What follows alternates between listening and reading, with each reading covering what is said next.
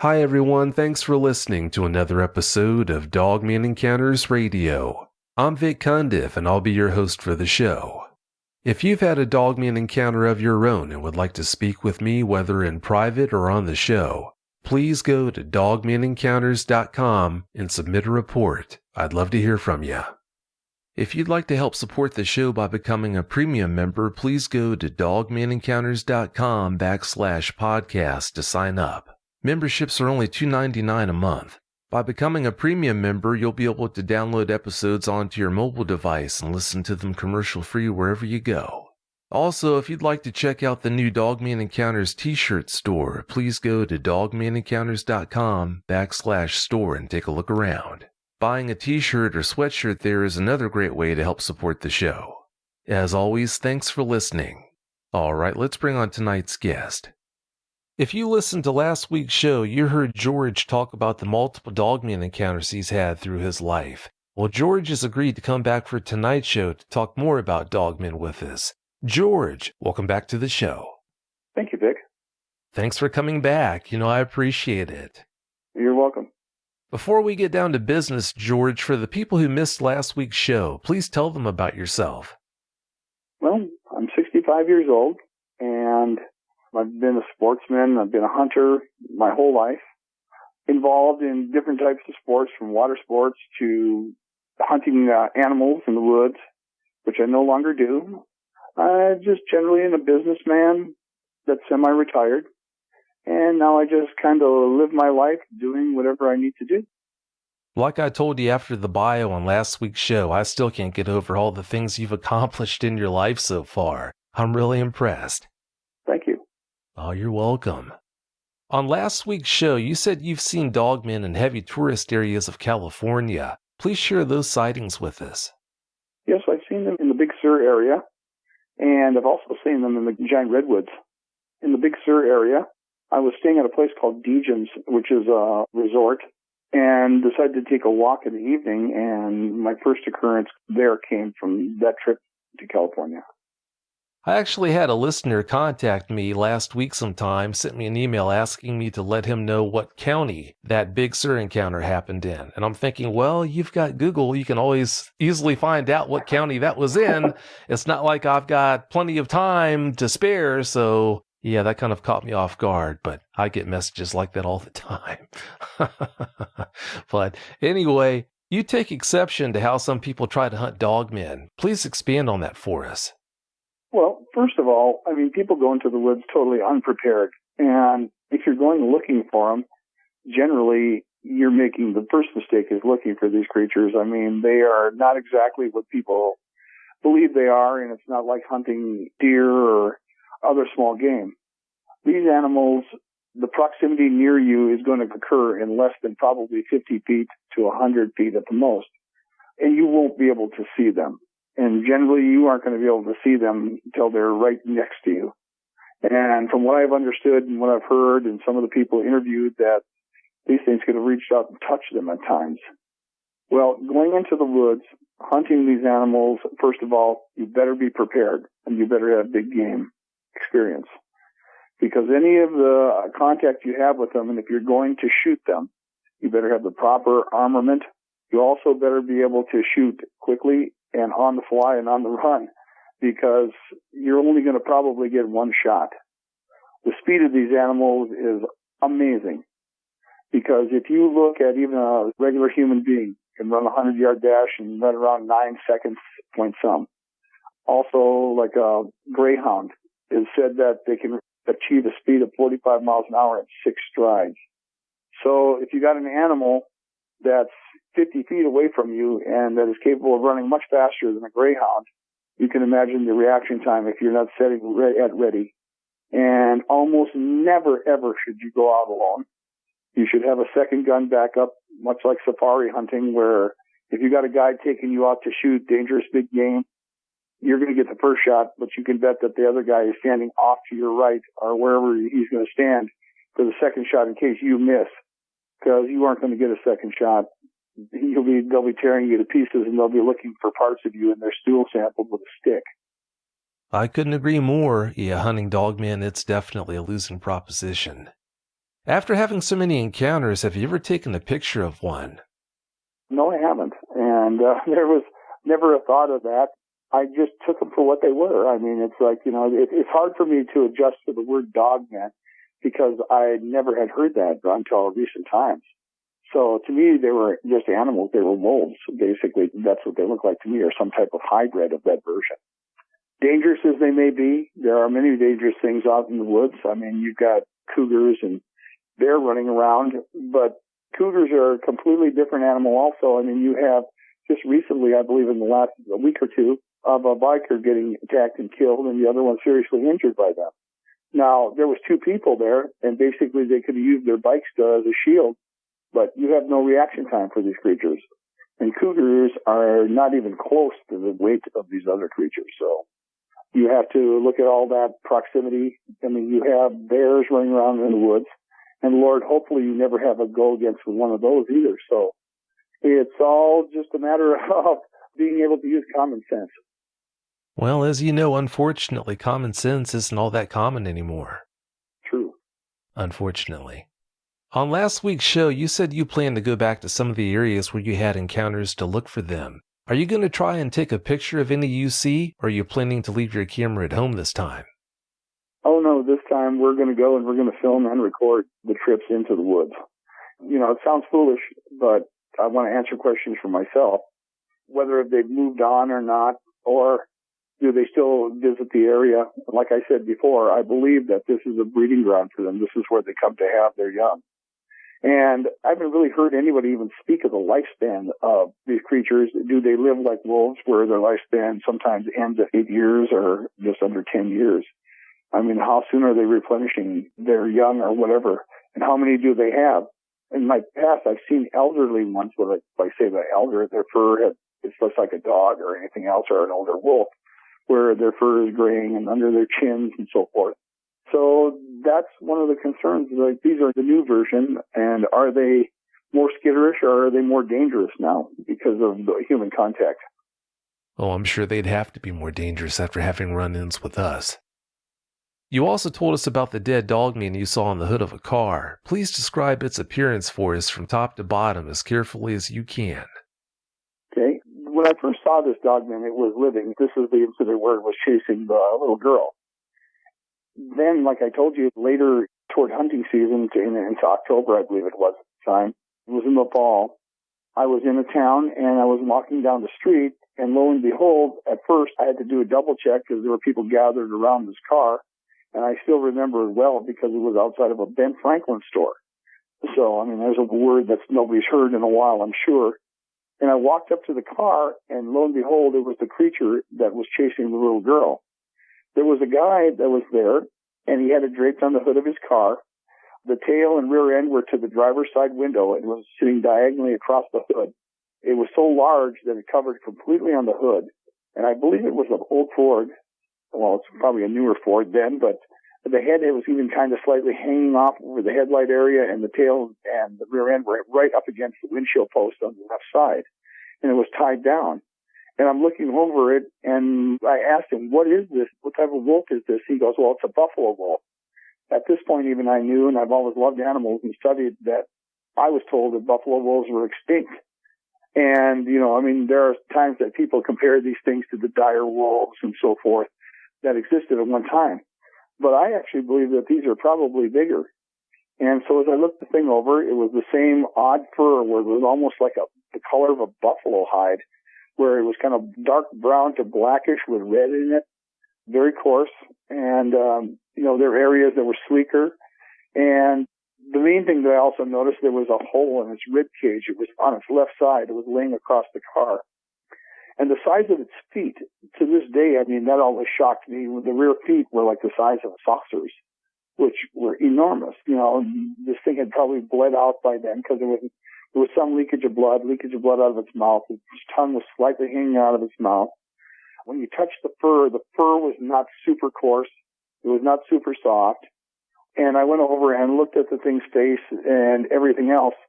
The thing was ugly and it was brutal looking. It was not, people always compare them to German Shepherds or whatever, but this kind of leaned almost toward a hyena type look, like everyone kind of describes. It had like a furry mane around its neck, but everybody also describes that. And I believe that under common sense, I think to myself that the manes are there to protect your throats from any other type of aggression from any other animals or anything else that would try to bite them in the throat. And the mane also makes their head look huge, which the head was proportionate on this one that I saw. The teeth were quite long. They were very big. And ever since I was a kid, I would make trips to the La Brea tar pits and see the wolves that they pulled out of the tar pits and stuff. And the teeth were probably slightly larger than those even. So they were like a remnants of some kind of prehistoric wolf. That's what I saw this thing as. But the characteristics were still a little bit off from saying that, oh, that's a wolf. It was just odd. Like I said, when I first saw it, I had to do a double take when it was chasing the little girl because I thought maybe it was at first like a bull that they had on their property. And it looked like a buffalo. I mean, it was a huge size. So, yeah, very interesting animal. Well, it sure sounds like it. Do you know if he had it strapped to the hood of his car when he was heading down the road with it? Because it sounds like it would have been way too big for him to see over. No, I've seen people with elk on the front of their cars, and he had it tied down. He had it tied down pretty good. And usually it would have been in the back of a pickup truck. Why this guy had this thing tied on the hood of a car, maybe it was an opportune thing where he was driving along the road and this thing appeared. But it was definitely hit in the side, and it was definitely on the hood of a car. You know, and I've seen deer on the hood of a car, and in some areas of the United States, like white-tailed deer are small. The white-tailed deer in this particular area are not small. They're good size, especially the bucks. So, no, it caused some type of vision problem. But like I said, it was on the front of a car, and generally when I saw deer, I would see people hauling deer in after deer season, and like 3 or 4 of them in the back of a pickup truck. And they were huge, and they'd fill up a whole box. This thing was a good size. I mean, to me, it was like most of the white-tailed deer there. They're probably running well over 100 pounds, well over 130 pounds or so, and this thing was much larger than that. But it also was kind of sleek compared to a deer. Its hips were narrower, its chest was bigger, and its front legs and its paws in the front were real curious, but they were also curled because rigor mortis was starting to set into this animal. I never pulled its eyelids back. Its eyes were closed, and it surely was dead. Its ears were very long. Its ears were probably 5 inches long on this thing and very wide. Its nose was not quite as long as everybody's described sometimes. It's kind of like shorter. Almost, if I had to say, it would be more like a hyena, kind of, or even somewhat of the face was not, I hear descriptions of them looking like baboons, kind of. Not quite.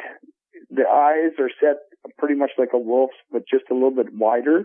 So that's pretty much what I remember about this thing. Did you notice anything strange about its claws? Well, the rear claws were pretty much the same as a regular one, but the fronts were curled in. The claws were curled in almost a little bit longer, but they were curled because of its death. So I didn't reach and pull them out or nothing, and they were bound. They were bound to the front bumper, and they were strapped to the A-pillar on the right side of the car also, as was the rear end was strapped across. They pulled it through, and they were driving with the windows down. And I remember that also. So, and it had its tail. Its tail proportion was not matching to the animal. The tail was probably like 24 inches long, kind of brushy, but not real full and bushy. But it had a shorter tail than matched the body. Its legs and muscles were apparently good size from what I could see and so forth there. And I hear people talking about animals having backwards legs and all this other stuff. But one of the most curious things I've ever seen in my life, I've seen that occur in a human. And there's a disease that causes that. Walking, to go off subject just a little bit, I was walking in Venice Beach one day. They have all these street acts. There were 3 people, 2 black gentlemen and a white guy. The white guy, and they were dressed in all white suits with derbies. I was thinking they were performing, and this guy was like the MC. The white guy was like the MC for the 2 other guys, 2 African Americans. And I didn't think of anything different till I looked really close. And then I figured out that his legs were backwards. His feet were also pointing backwards, but his knees were pointing backwards. And I'm sure that this is something that you can look up on the internet. I was like floored when I saw that. So it's something that's recognizable, but on an animal, it's normal. So that, to me, everything was normal except for the size. Wow, that sure had to be a sight to see. Were you able to speak with that man when you were standing there looking at the dog man? Yeah, I spoke to him and I asked him, what is this? That's when I was told it was a buffalo wolf. And I just kind of like grimaced back and I go like, I don't know. I don't think so. This is awfully big. So to myself, I was just saying that. And I really didn't say much more because there were other people swarming around and talking to him and stuff. And they didn't seem to be, what to me was amazing was they were not taken aback or amazed by the creature. Just the size blew them away. And like I said, I believe that this was an opportune time that he shot this thing either alongside of a road or a pasture or somewhere, because most people don't throw these things on the hoods of their cars. And I don't know who assisted him, but I assume that he had a friend or something. And like I said, it just kind of like took me aback by the size. And as far as being on the hood of a car, I saw it before. I mean, I saw deer on hoods of cars. I saw multiple wolves and coyotes and fox and everything else tied down on the hoods of cars. I mean, this just was the way things were then. You know, pickup trucks were used by farmers. They generally weren't used every day like they are now. And so some of these guys woodmen, they would go hunting with their cars. I still remember my father would go out hunting and they would go deer hunting. And the reason I know that is because he had a new car once, and one of his friends got into the car without unloading the gun and blew a hole through the rear roof of his brand new car, and he was really mad. So, you know, these things do occur. Unfortunately, yeah, they do occur. Did you ever hear what he supposedly did with it? No, I didn't, because like I said, I knew that a newspaper had taken a picture of it at some point. But you have to understand, this area is an area that was fairly wild yet at that time. And any of the downfall that came down from this area, from Canada or whatever, moose or whatever, it was like you could wake up and there'd be a moose in your front yard or in front of your lake home or your cabin or whatever. And it was not uncommon. People just didn't know. I mean, people weren't going, oh, that's a werewolf or that's a dogman or whatever. They didn't see it as that. And of course, loup-garou and rougarou, all those were supposedly mythical creatures that you scare your kids with, or the elders would tell stories about them. So that's how it was looked at. It was looked at as, okay, this is really unusual. It's huge.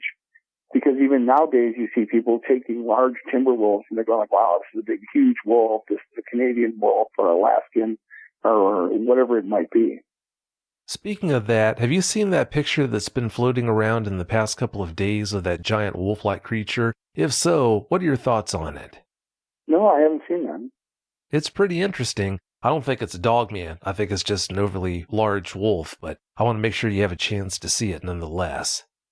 I've seen pictures of like the Canadian timber wolves, and I've seen them where they have been taller when people have held them up, where they've been taller than a man and huge. And some of it is winter fur, but otherwise standing on their hind legs. Yes, I've seen that too, where people have held them up. So. Yeah, I've seen some monsters too when they've done that. It's hard to understand how they can get to be so big, but they do. You say you're not afraid of them, but are there areas you stay out of the way your brother does because you know they live there? Oh, yeah. I mean, it's not a matter of not being afraid of them. I respect them very much because I know what they're capable of. And there are areas that he stays out of and I would stay out of them too. Just sometimes you are in those areas, you just have this weird feeling that they're much too close to you. And the activity of these things are a little heavier there because there's no game. First of all, and like I said, they deplete everything that's around them. And also, my suspicion is that they're young, and we all know what happens when you get near like a grizzly cub or something else. And I don't imagine that these things are any better than a grizzly as far as being near their young or so forth or threatening, any offspring that they have. Yeah, threatening their offspring, that wouldn't be a good move. How do you explain the lack of fear you had for them when you were young? Now, knowing what you know about them, that's one thing. But back when you were young, you really didn't know a thing about them. Because I was used to hunting. Also, they had never done me any wrong. And if it's flesh and blood and breathes air, it can be killed. So, as I said before, we went into the woods with rifles, 30-30s and lever actions and whatever else might have went with us. And it wasn't also just to be out there and for their purpose. I mean, we shot up a lot of ammo, target shooting, and just, general nonsense out in the woods with these things. And like I said, I carried a World War I bayonet that was sharp too, just in case we had to fight it off. I mean, it was the Tarzan mentality. So it's kids doing things and they're fearless, you know. It's like you're never going to die when you're 11 years old, 15 years old. So it was that mentality. And never having come up against anything like this, you know, you just assume that with your friends and everything else and any firepower that you have, they were going to be shot.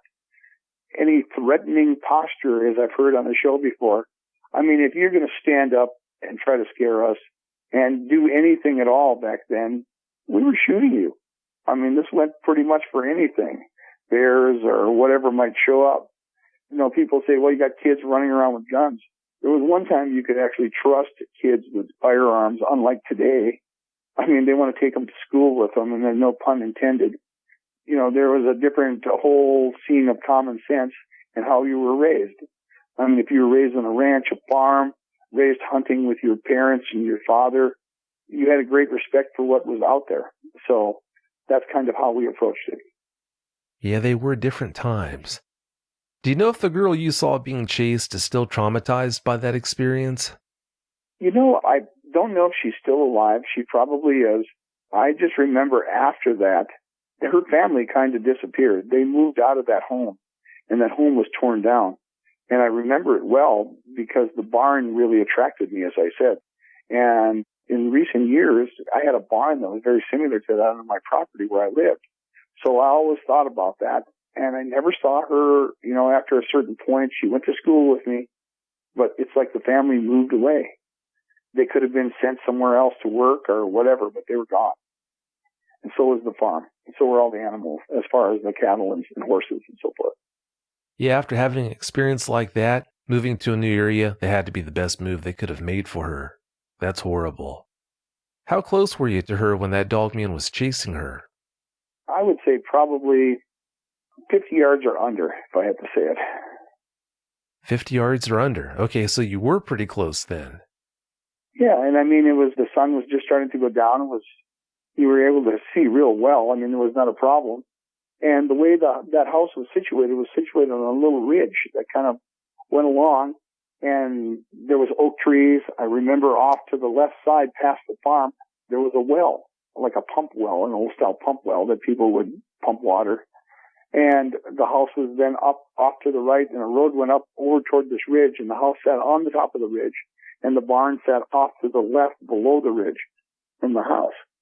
So it was fairly close, and like I said, I had clear view. I saw what was going on, and as I said, the way she was running was almost cartoonish, but both feet were off the ground. That's how fast she was running, almost, you know, like sprinting as fast as she could go.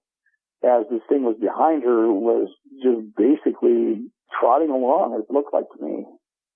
Did you think about running yourself when you saw it chasing her? No, I was actually sitting on the steps behind our home, and it was almost surreal. I mean, it was bizarre. You know, it's like, there's one time that innovation actually saved someone's life, which blew me away because of the type of the gate that was there that you can run in and slot through and come out the other side. And the fence was unusually high because they had horses that were capable of jumping it, and also they had, I believe I mentioned, a mean bull, and they had cattle. So that section of fence that went along, that was basically wood, like a corral type fence, but it was flat stock. And there was a gate there, and the gate was closed, and she slipped through this walking gate thing, almost like a maze. And when it caught up to her, which was an instant, it just kind of stood up and put its front paws on the fence and just looked at her and didn't even look at me, didn't even give me a glance at all. It stood there for probably about 30 seconds, dropped down, just trotted back over the hill, right next to the house. So I don't know if anybody else was home or what, but she made no noise. She wasn't yelling or screaming. She was terrified, and because you could see it as she ran through the fence. You just mentioned how it acted as if you weren't there the whole time it was chasing her. Do you think it didn't know you were there, or do you think it was just ignoring you? You know, I gave it long thought.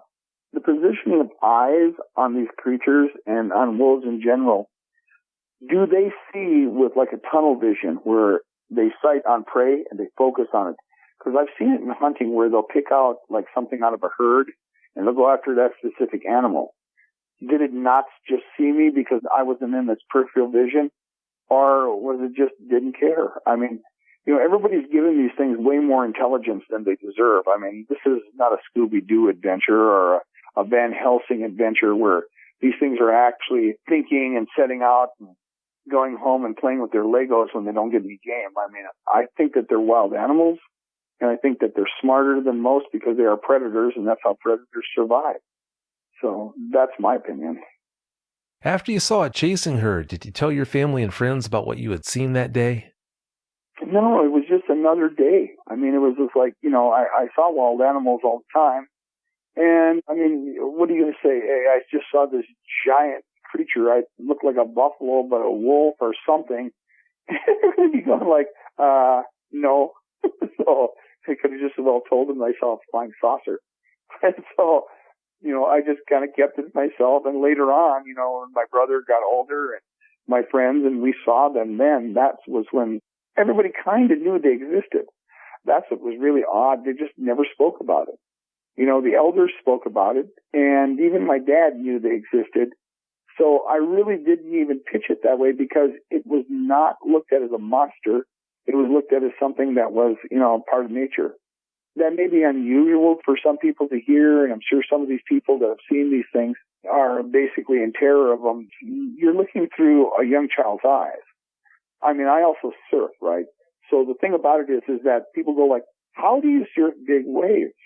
How did you learn? I go, well, because when you're 5 years old and 6 years old and you're in the ocean and you're surfing, every wave is big. So you just assume that there are these animals out there. And like I said, there was no Lon Chaneys running around in the neighborhood. There were no Van Helsings. Werewolves and such were something that I didn't know anything about. And the name Dogman was associated with dog soldiers like from the Cheyenne Nation, a type of warrior. And so that was the only time I ever heard anything close to that. So it was just a correlation of time, and it didn't appear to me. There was no reason to fear something that you didn't know about. That was always, what I was taught. How can you fear something if you don't know anything about it? So there you go. I can understand and appreciate what you're saying, but when you encounter something that's as big and formidable as what we're talking about here and not be afraid of it, you've got a special gene. I wish that I had that gene because that's a lot easier said than done for most people. Well, I mean, it's like I said the story about being chased by the bull and trapped underneath a fence just down about 150 feet from that other gate. They had an 8-frame stairs that went over the top of a barbed wire fence.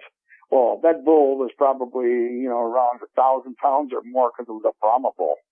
So, I mean, how do you relatively say, okay, well, it's just a cow? And it kept me underneath the stairs for a long time. And it wasn't letting up until something distracted and I was able to scamper over the top of the stairs and over the fence.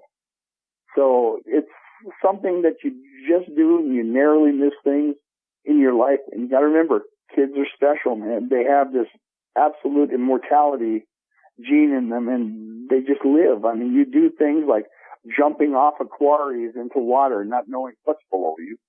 You just do those things, swinging from rope swings, doing crazy stuff like going off into, the hills and climbing rocks.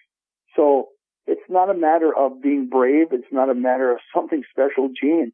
I think that all kids that are not sheltered and were raised like we were, where the outside was just a place to wonder about. And that was how it was. I just never really thought of it. My friends were afraid of it. My brother was afraid of them, but I just never really thought about it. Well, when you're a kid, you do think you're invincible, so that does explain a lot. I mean, some of those kids that are jumping off of garages with capes and stuff, they're either really brave or just stupid. So, I mean, we know those people are riding bicycles off of bridges. So we do know those people exist because I've seen it myself. You mean jumping off of the garage with a cape's not a good idea? I need to stop doing that. Or a parachute made with a sheet. I've seen it. Oh boy, not good. Not a good idea. No, I've been along with the car rides to the emergency room with those kids. I've seen it. That couldn't have been pretty. Several people contacted me after last week's show complaining about how they thought you were generalizing dogmen. They felt you made it sound as if all dogmen should look and act the way the ones you've interacted with did. What do you have to say about that? I don't believe that's so. I mean, it's like, there seems to be different types, okay? And to me, I look at them as not like, how would you say, I look at them as clans or more like a tribe of them. The one really ugly, brutal one that I saw, I've never seen another one like that. But then again, over the last couple of days, I saw a rendering. And it was a rendering in concern with like, land between the lakes of the beast that was supposedly there. Very close to what I saw. But this one was not manic and vicious, and walking around drawling and snarling and snapping at birds flying by or anything like that, like a mad animal. It looked like it had some smarts to it as far as it could have ran this girl down like nothing. It was just like loping along behind her. So whether or not they have that intelligence to terrorize people or just saying, hey, you know what, let you tire out, then I'll catch you and eat you. I mean, everybody's seen that too, and that's kind of like hyenas behave like that, which is really weird. They send out people, and wolves do the same thing. They run and tire game out while the other ones stay behind, and they switch positions until the animal gets so tired that they're able to catch it. So that might be that whole mentality, like I said, with that also. Just staying behind till the animal's tired, there's no fight left at all. And so they have their prey. I know the rendering you just mentioned seeing. Yeah, that picture doesn't give me the warm and fuzzies when I look at it. Oh, no, that's kind of almost the same look that I saw. And only recently I've decided to go through and listen to some of the stuff and see some of it. I mean, some of it is like definitely Scooby-Doo stuff where it's pretty fictional. Your show, on the other hand, brings people in reality. I mean, you can actually hear the terror in their voice of some of the people who've spotted them. And it's real interesting. And the whole car beast contact thing, I know that's a fact because I've seen that before. And I've had it actually happen to me, but not with one of these wolf creatures. It actually happened to me, and probably because of them. I was riding dirt bikes down in an area called Red Wing along the river. And it was early spring, the flood had backed off and everything else. And I'm riding along the trail going just really fast on a dirt bike on a 250 Honda. And all of a sudden, out of the woods comes a whole herd of deer, like 6 of them and 7 of them. And their eyes were all bugged out. And they're like running alongside of me, almost like, help us, help us. Something chased them out of the woods to do that. And I mean, I could have reached out and touched all of them. They were right around me, all crowded around me, and kept running until I backed off and I went down this other trail. But they just kept going. And this is the same area that I was talking about where the weird house was back in the woods that we discovered. And everything was eerie because those same trails were there, the game trail things, and they were worn down so that this area is like a clay area. And they were worn down so they were almost like hard packed, but they weren't. And it went up to an upper plateau, but everything else was real, it was hilly, and the woods were real dense. So it's hard to say why these creatures were there, or were they there, and we're pretty sure that they were there because, we just didn't have any contact with them, but I'm sure they were in the woods. Like I said, I believe that when they're near you, they're 50 feet away. So you aren't smelling them, you aren't hearing them, they're quiet. Well, as thick as it sounds like they were in that area, I'm sure they were there too. I'd be really surprised if they weren't. Yeah, because these river bottoms connect to different river areas, and it's all wooded, and they all lead to the north. And along these areas, they can come down alongside the rivers, and there's roads alongside of these rivers because obviously we were dirt biking and there were trails. In this area, up on the upper areas of it, there were like plateaus where farmers were making hay in these giant bales because I remember we were riding up there, we followed these trails up, and that's how we found that weird cabin back in the woods. There was somebody living in it, but when we go up to it, there was nobody there. So I'm very sure, and there was no electricity to it, and we knew there was recent activity, so there was no cars because you couldn't get a car in there. You had to walk in and out of that place. So I'm sure they were there more than often. I'm sure they were there, especially in the evening or late nighttime because there was game. Well, it sure sounds like a perfect habitat for them, so yeah, I'd be surprised if they weren't. Early in last week's show, you stated that you don't think dogmen make a habit out of making much in the way of noise. You say they try to stay quiet most of the time.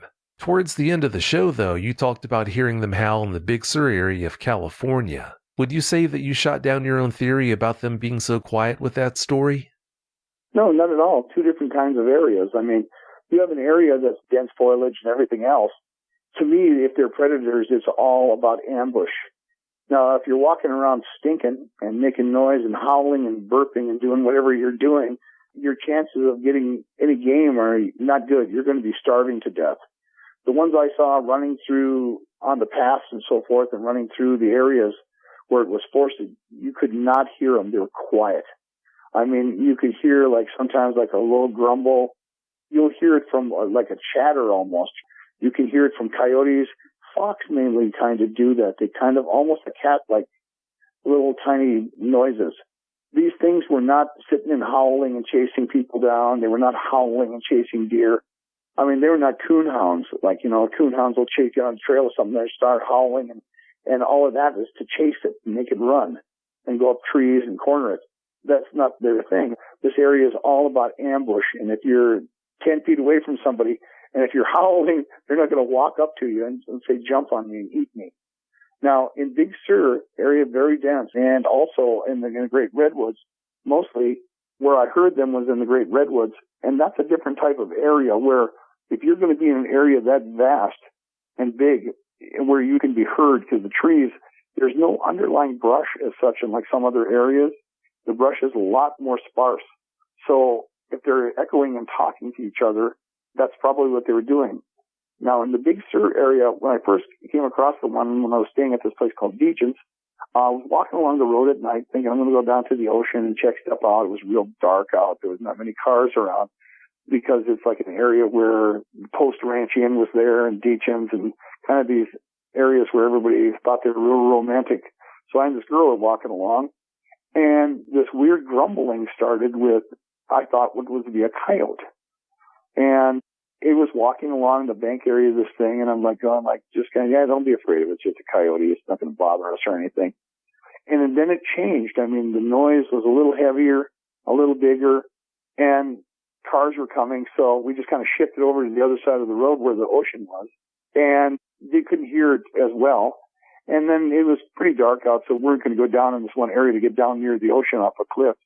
So we decided to go back to this thing, and later that night you could hear a howling, but it was not some ungodly type of monster howling, and it definitely was not a coyote.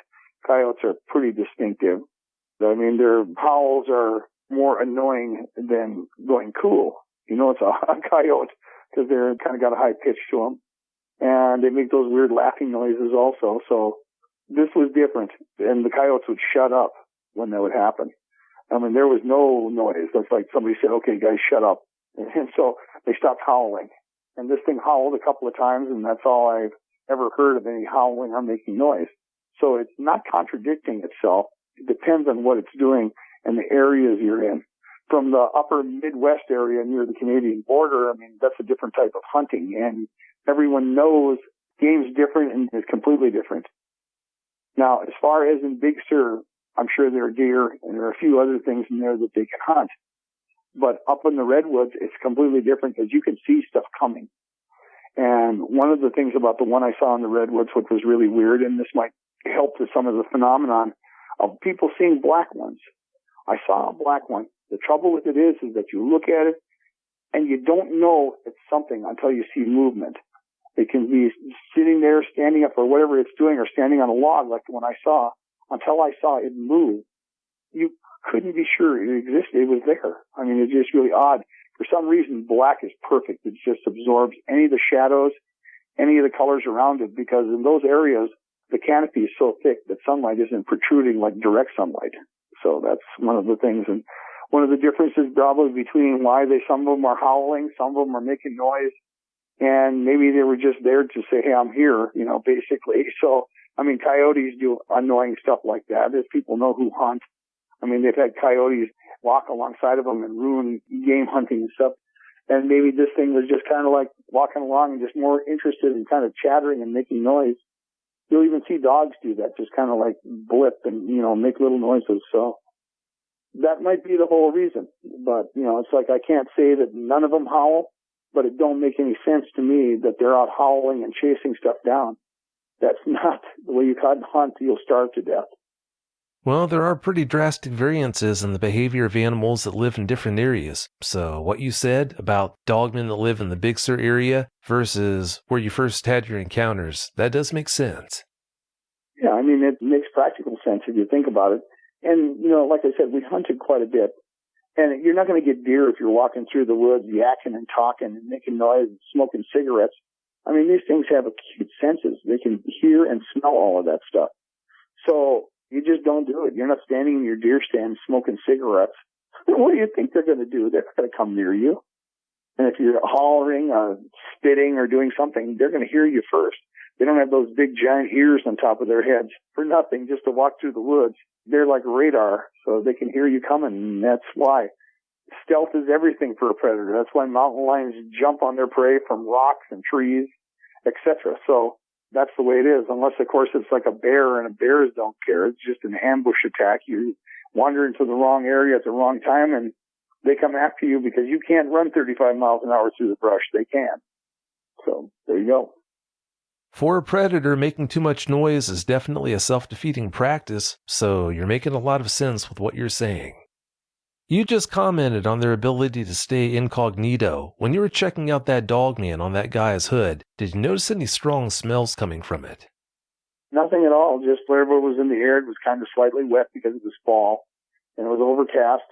I ran my hand on the fur, like near its front shoulder area, and didn't have the smell of wet dog or anything. And wolves are one of the things that are very curious. If you're near a wolf, they don't have the same fur as the dog does. It's not the same. It's kind of what separates dogs and wolves. And their smell is pretty much neutral. I'm sure that another animal with their smell could smell and tell the difference. But most of the time, they were clean, they weren't dirty, they weren't hanging out in the dump ground. But now there's a situation where you have some people saying they stunk like rotted meat. We all know about dogs loving to roll in dead animals. So maybe it's part of the kill ritual that they roll over in dead animals and so forth.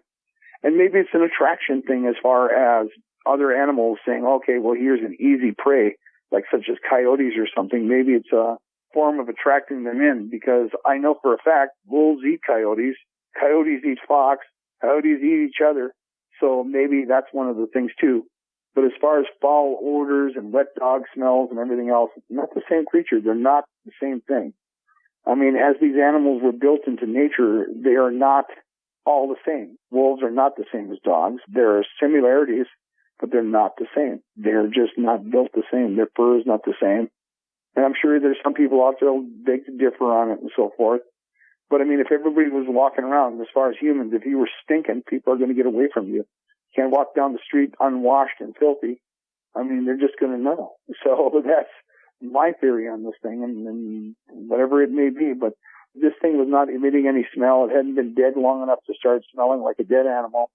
Its muscles were already contracting. So I don't know how long he had it on the hood of the car, but to me, it seemed like he shot it in daylight in the morning hours or something, because when I saw it, it was probably about 11 or 12 in the afternoon. And that's when I first saw it. I should have asked you about the whole smell aspect of it, but I didn't think about that until now. When you were surfing one time, George, you had an experience that you say puts your dogman experiences into perspective for you. Please expand on that for us. Well, once I was surfing, and it was very early morning, a beautiful day. I was paddling out, and I was ready to catch waves and stuff, and the water was real clear, and I could look below me, and I saw a shark darting around. The shark was darting around back and forth on the reef area. He paid no mind to me at all. And then I'm watching him. All of a sudden, his back arched, and he just shot straight up backwards and took a bite out of my board. Well, in the meantime, in this, he also lodged his teeth in my shin bone. And I'm sure that Vic could verify this because he has a picture of it. So more than being scared or panicking or anything else, I was mad as because it was a brand new surfboard, and his teeth were stuck in it, and I still have the surfboard. And, of course, I still have the scars on my legs. And there I just paddled back in, put a towel around it, went to get help at a clinic, drove myself there. And to this day, those scars are there. Don't need any tattoos. I've got my own tattoo done by nature. So that's my story on that. Yeah, you sure do. And I don't know, George, I'd say you're probably on life number 8 now. What do you think? Yeah, I'm trying to cut back on that stuff. Like I said, it's been one of those things where you're out there all day long trying to kill yourself off, as most people know, as if they've had, I've heard some of the people that come on your show talk about living in the woods and doing all this other stuff constantly all day long. Well, that was our lives, how we entertained ourselves. We entertained ourselves in the water or the woods. And I spend lots of time in the water. I mean, I spend more time in the water in my lifetime than almost on land when I was younger. I mean, I would go in sometimes at dawn and come out when it was dark. So it was definitely living like the wild boys out of Peter Pan.